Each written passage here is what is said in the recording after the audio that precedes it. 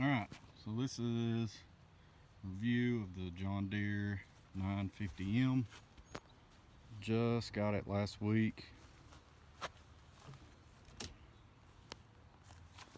It has 5.3 hours. Bought it with 0.1 hours on it. It's actually last year's model. It's a 2018 model, but it was sold to me as a brand new machine at a lot less price. Comes with a full warranty and everything. Has the twills that I had my dealer put on there, and the new 2020 suspension seat. Bought it at Tri-Green, Winchester, Tennessee. Those guys really helped me out a lot. Really appreciate their help. So, a few things first.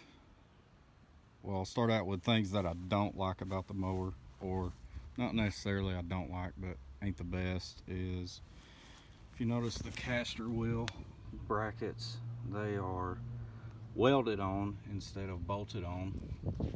So if you ever broke one, you'd have to cut that off and buy a new one to re-weld it. I don't care about that too much. Hopefully we won't never have to deal with it, but you never know. Second off is these plastic spindle covers. Just cheap plastic. Most of them you see on a Skag or some other models are metal. They work pretty good. Another thing I definitely don't like is, you can see, if you can, how close that spindle there is to the deck. And I literally just got done washing this thing and blowing it with my backpack blower, and it's still got grass and stuff all up under it. So definitely something I have to watch out for.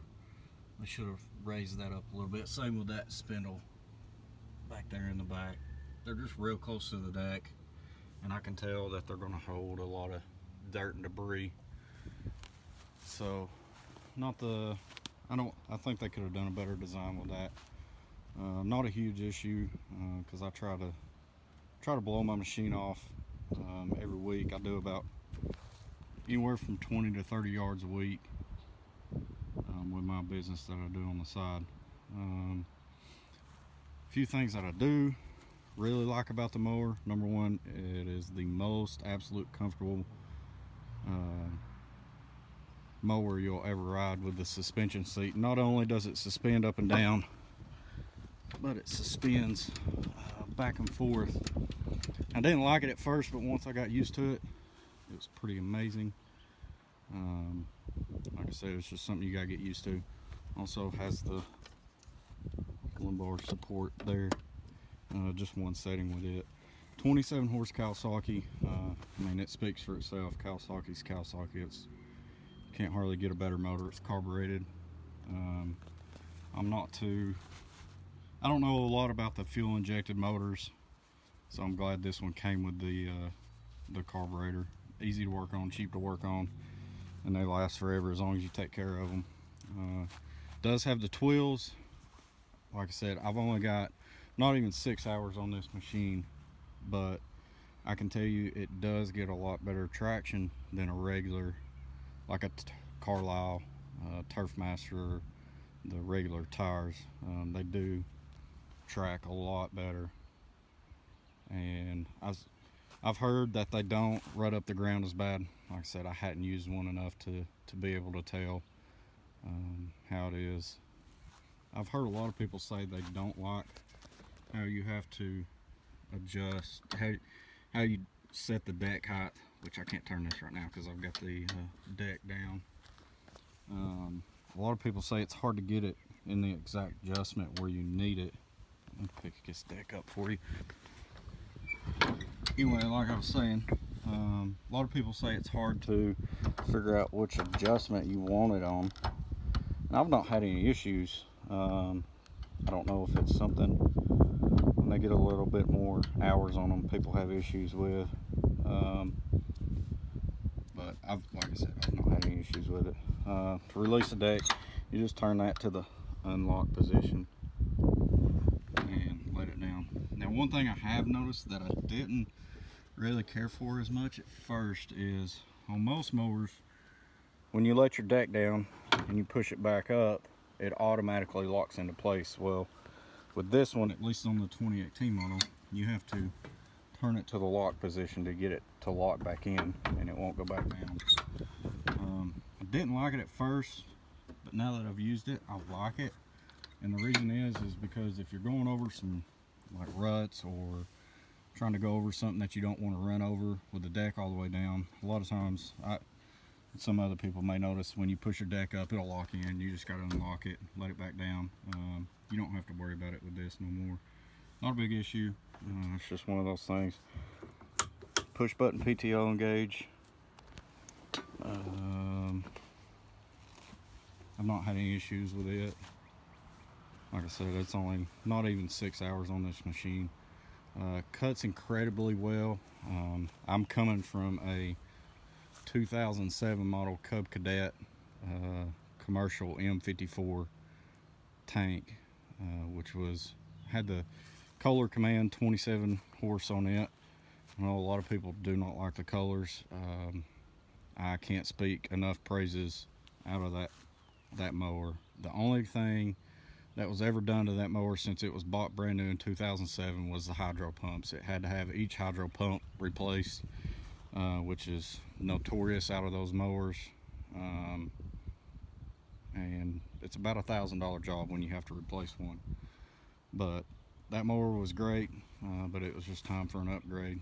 But a lot better motor, I think, out of the Kawasaki. It just feels like it's a lot tighter, which that Cub Cadet's got to easily have over 3,500 hours on it.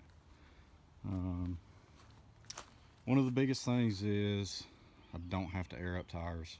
If you cut grass for a living, I don't know if you're like me, but I cannot stand when I'm getting ready to mow having to check tire pressure and put a couple pounds in one and let some out of the other. That was just one of my pet peeves. It ain't like it takes a lot of time, it's just annoying. So one of these, with at least this mower, I never have to check tire pressure again, which is awesome. I have an old Lesco 52-inch walk behind. It's actually my father-in-law's, but I use it. That I have.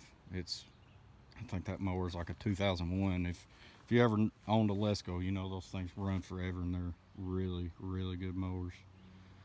So, trying to think of anything else. It's a good looking mower, I think, especially with the twills on it. It's just a really good looking mower. I was between this and a Skag Turf Tiger 2. I know the Skags a lot. I ran them a bunch with the old company I worked with. It's actually my mother-in-law's. Ran nothing but Skags, and I know they hold up really well. I think the biggest thing that sold me on the John Deere was it's something different not a lot of people have. It's kind of what I wanted, and the fact that I got this mower for about, after taxes and everything, I probably got this mower for about $3,000 less than, if I was to buy a 2019. Like I said, this mower was sold to me brand new, as a brand new mower, full warranty and everything. But it was just last year's model that they hadn't got rid of yet. So far, after 5-6 hours of use, I love it. I wouldn't change my mind on it. And as a matter of fact, if you buy the twills, from what I understand from my dealer, as long as I'm paying on the mower, the twills are covered under the warranty as well. And I've done a lot of research on these before I actually decided on buying, or when I was first looking. I've done a lot of research because I didn't know much about the twills, and I heard good things and I heard bad things. I heard guys say, if they tear up, they're expensive. Yeah, it's about $1,200 for 2 of them if you have to replace them, from what I understand. But so far, I don't think they tear up a yard as bad if you're doing a complete zero turn. I've done some downhill turns, facing downhill, and even on some wet grass. I had to mow the other day right after a heavy rain, and kind of tore up the grass like a normal tire would, but held it way better than what a regular mower does. And that Cub Cadet I had some wide tires on it too, so they got, you know, had better traction than your average. But I can tell you for a fact that these have a lot better traction and rides a lot better than a regular tire.